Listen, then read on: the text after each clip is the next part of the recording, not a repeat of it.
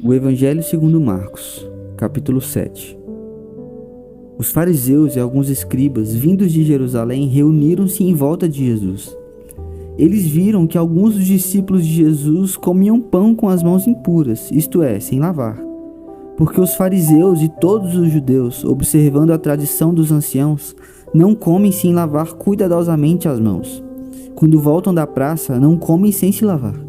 E há muitas outras coisas que receberam para observar, como a lavagem de copos, jarros e vasos de metal, e camas. Os fariseus e os escribas perguntaram a Jesus: por que os seus discípulos não vivem conforme a tradição dos anciãos, mas comem com as mãos impuras? Jesus respondeu: bem profetizou Isaías a respeito de vocês, hipócritas. Como está escrito: este povo me honra com os lábios, mas o seu coração está longe de mim. E em vão me adoram, ensinando doutrinas que são preceitos humanos. Rejeitando o mandamento de Deus, vocês guardam a tradição humana. E disse-lhes ainda: vocês sempre encontram uma maneira de rejeitar o mandamento de Deus para guardarem a própria tradição. Pois Moisés disse: honre o seu pai e a sua mãe, e quem maldisser o seu pai ou a sua mãe seja punido de morte. Vocês, porém, dizem que se alguém disser ao seu pai ou à sua mãe: a ajuda que você poderia receber de mim é corbã, isto é, oferta ao Senhor, então vocês dispensam de fazer qualquer coisa em favor do seu pai ou da sua mãe, invalidando a palavra de Deus por meio da tradição de que vocês mesmos passam de pai para filho, e fazem muitas outras coisas semelhantes. E, convocando outra vez a multidão, Jesus disse: escutem todos e entendam. Não existe nada fora da pessoa que, entrando nela, possa contaminá-la, mas o que sai da pessoa é o que a contamina. Se alguém tem ouvidos para ouvir, ouça. Quando entrou em casa, deixando a multidão, os seus discípulos o interrogaram a respeito da parábola. Jesus lhes disse: então vocês também não entendem? Não compreendem que tudo que está fora da pessoa, entrando nela, não a pode contaminar, porque não entra no coração dela, mas no estômago, e depois é eliminado? E assim Jesus considerou puros todos os alimentos. E dizia: o que sai da pessoa, isso é o que a contamina. Porque de dentro, do coração das pessoas, é que procedem os maus pensamentos, as imoralidades sexuais, os furtos, os homicídios, os adultérios, a avareza, as maldades, o engano, a libertinagem, a inveja, a blasfêmia, o orgulho, a falta de juízo. Todos estes males vêm de dentro e contaminam a pessoa. Levantando-se Jesus, saiu dali e foi para as terras de Tiro e Sidom. Tendo entrado numa casa, não queria que ninguém soubesse onde ele estava. No entanto, não pôde ocultar-se, porque uma mulher, cuja filhinha estava possuída de espírito imundo, logo ouviu falar a respeito de Jesus. Ela veio e se ajoelhou aos pés dele. Essa mulher era estrangeira, de origem ciro-fenícia, e pedia a Jesus que expulsasse o demônio da sua filha. Mas Jesus lhe disse: deixe primeiro que os filhos se fartem, porque não é correto pegar o pão dos filhos e jogá-lo aos cachorrinhos. A mulher respondeu a ele: Senhor, os cachorrinhos debaixo da mesa comem das migalhas das crianças. Então Jesus disse à mulher: por causa desta palavra você pode ir, o demônio já saiu da sua filha. Quando a mulher voltou para casa, achou a menina sobre a cama, pois o demônio tinha saído dela. De novo, Jesus se retirou das terras de Tiro e foi por Sidom até o mar da Galileia, através do território de Decápolis. Então lhe trouxeram um surdo e gago e lhe suplicaram que impusesse as mãos sobre ele. Jesus, tirando-o da multidão à parte, pôs os dedos no ouvido dele. Depois, cuspindo, aplicou saliva na língua do homem. Então, erguendo os olhos ao céu, suspirou e disse: Efatá, que quer dizer, abra-se. E logo os ouvidos do homem se abriram, e o empecilho da língua se soltou, e ele falava sem dificuldade. Jesus lhes ordenou que não contassem isso a ninguém, porém, quanto mais recomendava, tanto mais eles o divulgavam. Ficavam muito admirados, dizendo: tudo ele tem feito muito bem, faz até os surdos ouvirem e os mudos falarem. Capítulo 8. Naqueles dias, quando outra vez se reuniu grande multidão, e não tendo o que comer, Jesus chamou os discípulos e lhes disse: tenho compaixão desta gente, porque já faz 3 dias que eles estão comigo e não têm o que comer. Se eu os mandar para casa em jejum, desfalecerão pelo caminho.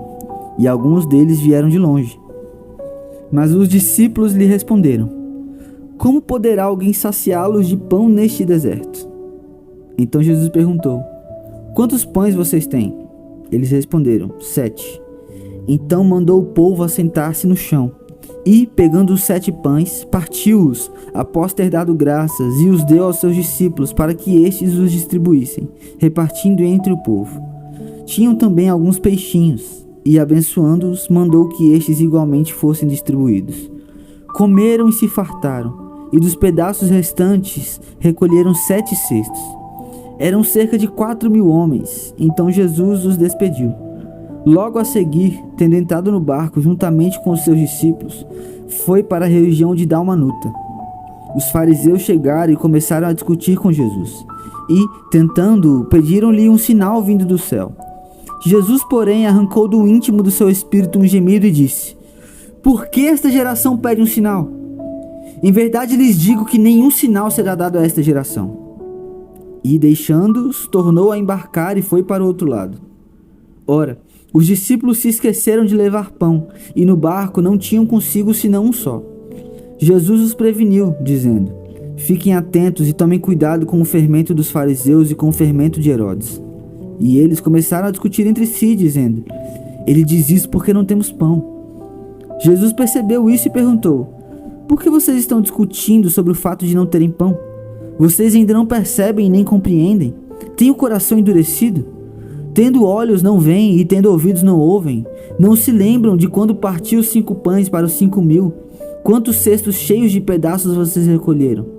Eles responderam: 12. E de quando partiu os 7 pães para os 4.000? Quantos cestos cheios de pedaços vocês recolheram? Responderam: 7. Ao que Jesus lhes disse: vocês ainda não compreendem? Então chegaram a Betsaida, e lhe trouxeram um cego, e pediram a Jesus que tocasse nele. Jesus, tomando o cego pela mão, levou-o para fora da aldeia. Então cuspiu nos olhos do homem, e impondo-lhe as mãos, perguntou: você vê alguma coisa? O homem, recuperando a visão, respondeu: vejo pessoas, mas elas parecem árvores que andam. Então Jesus novamente pôs as mãos sobre os olhos dele, e o homem, passando a ver claramente, ficou restabelecido, e distinguia tudo de modo perfeito. E Jesus o mandou para casa, recomendando-lhe: não entre na aldeia. Então Jesus e os seus discípulos foram para as aldeias de Cesareia de Filipe. No caminho, perguntou-lhes: quem os outros dizem que eu sou? Os discípulos responderam: uns dizem que é João Batista, outros dizem que é Elias, e ainda outros dizem que é um dos profetas. Então Jesus perguntou: e vocês, quem dizem que eu sou? Respondendo, Pedro lhe disse: o Senhor é o Cristo. Então Jesus os advertiu de que a ninguém dissessem tal coisa a seu respeito. Então Jesus começou a ensinar-lhes que era necessário que o Filho do Homem sofresse muitas coisas, fosse rejeitado pelos anciãos, pelos principais sacerdotes e pelos escribas, fosse morto e que, depois de 3 dias, ressuscitasse. E isto ele expunha claramente. Então Pedro, chamando-o à parte, começou a repreendê-lo. Mas Jesus, voltando-se e vendo os seus discípulos, repreendeu Pedro e disse: saia da minha frente, Satanás, porque você não leva em consideração as coisas de Deus, e sim as dos homens. Então, convocando a multidão e juntamente os seus discípulos, Jesus lhes disse: se alguém quer vir após mim, negue a si mesmo, tome a sua cruz e siga-me. Pois quem quiser salvar a sua vida a perderá, e quem perder a vida por minha causa e por causa do Evangelho, esse a salvará. De que adianta uma pessoa ganhar o mundo inteiro e perder a sua alma? Que daria uma pessoa em troca da sua alma? Pois quem, nesta geração adúltera e pecadora, se envergonhar de mim e das minhas palavras, também o Filho do Homem se envergonhará dele, quando vier na glória do seu Pai com os santos anjos. Marcos capítulo 9. Dizia-lhes ainda: em verdade lhes digo que, dos que aqui se encontram, existem alguns que não passarão pela morte até que vejam ter chegado com poder o reino de Deus. 6 dias depois, Jesus tomou consigo Pedro, Tiago e João e os levou em particular, a sós, a um alto monte. E Jesus foi transfigurado diante deles. As suas roupas se tornaram resplandecentes, de um branco muito intenso, como nenhum lavandeiro no mundo as poderia alvejar. E lhes apareceu Elias com Moisés, e estavam falando com Jesus. Então Pedro, tomando a palavra, disse a Jesus: Mestre, é bom estarmos aqui. Façamos 3 tendas, uma para o Senhor, outra para Moisés e outra para Elias. Pois não sabia o que dizer por estarem eles apavorados. A seguir, veio uma nuvem que os envolveu, e dela veio uma voz que dizia: Este é o meu filho amado, escutem o que ele diz. E, de repente, olhando ao redor, não viram mais ninguém com eles, a não ser Jesus. Ao descerem do monte, Jesus lhes ordenou que não divulgassem as coisas que tinham visto, até o dia em que o Filho do Homem ressuscitasse dentre os mortos. Eles guardaram a recomendação, perguntando uns aos outros o que seria esse ressuscitar dentre os mortos. Então perguntaram a Jesus: Por que os escribas dizem ser necessário que Elias venha primeiro? Jesus respondeu: Elias, vindo primeiro, restaurará todas as coisas. Como então está escrito sobre o Filho do Homem, que sofrerá muito e será desprezado? Eu, porém, lhes digo que Elias já veio, e fizeram com ele tudo o que quiseram, como está escrito a respeito dele. Quando eles se aproximaram dos outros discípulos, viram numerosa multidão ao redor deles, e os escribas discutindo com eles. E logo toda a multidão, ao ver Jesus, ficou surpresa, e correndo até ele o saudava. Então Jesus perguntou: O que é que vocês estão discutindo com eles?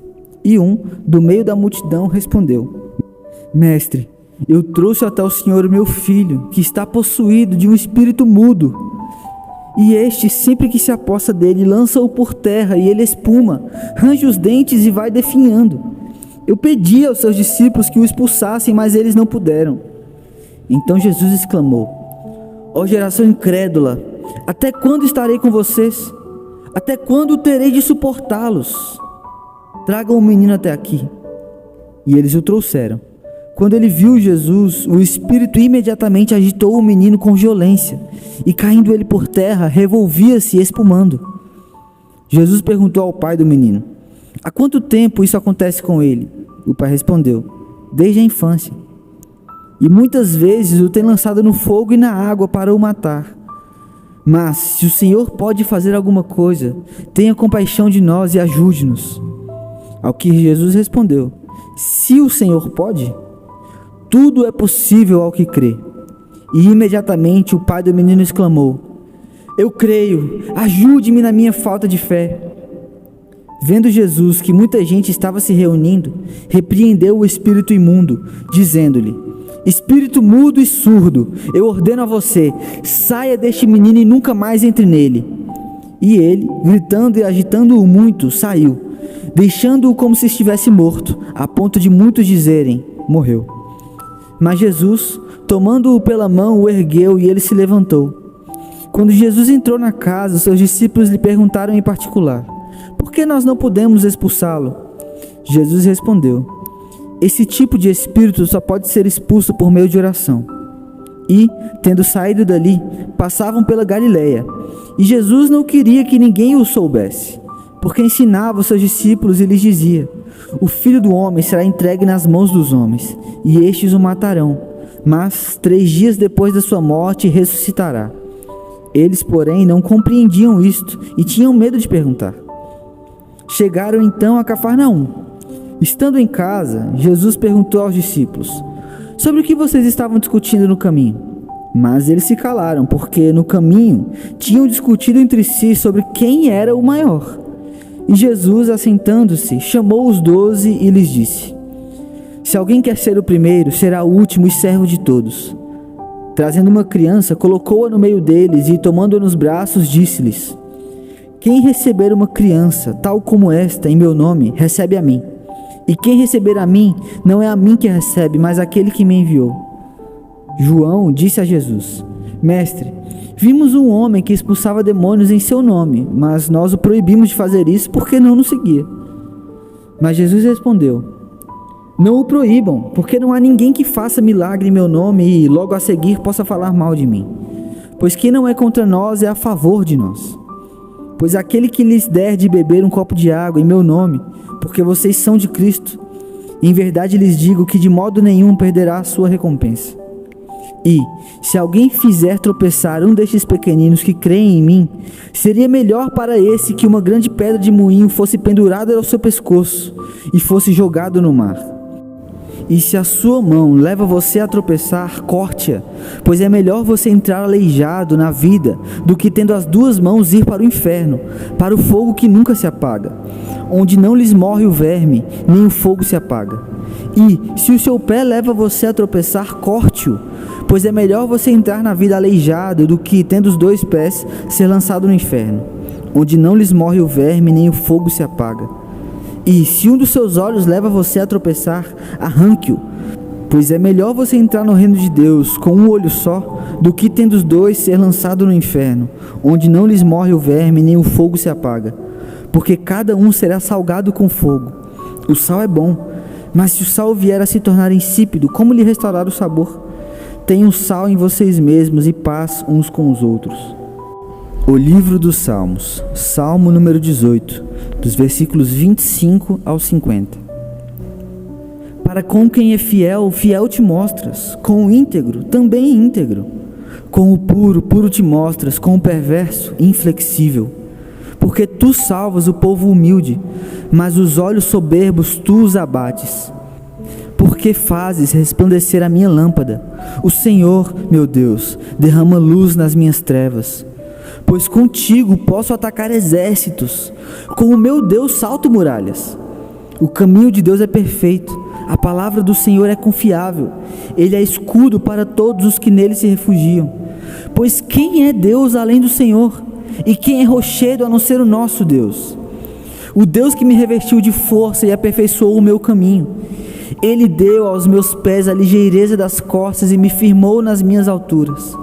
Ele treinou as minhas mãos para o combate, tanto que os meus braços vergaram um arco de bronze. Também me deste o escudo da tua salvação. A tua mão direita me susteve, e a tua clemência me engrandeceu. Alargaste o caminho sob meus passos, e os meus pés não vacilaram.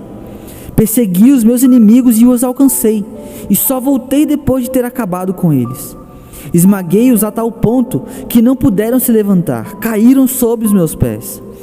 Pois me cingiste de força para o combate, e me submeteste os que se levantaram contra mim.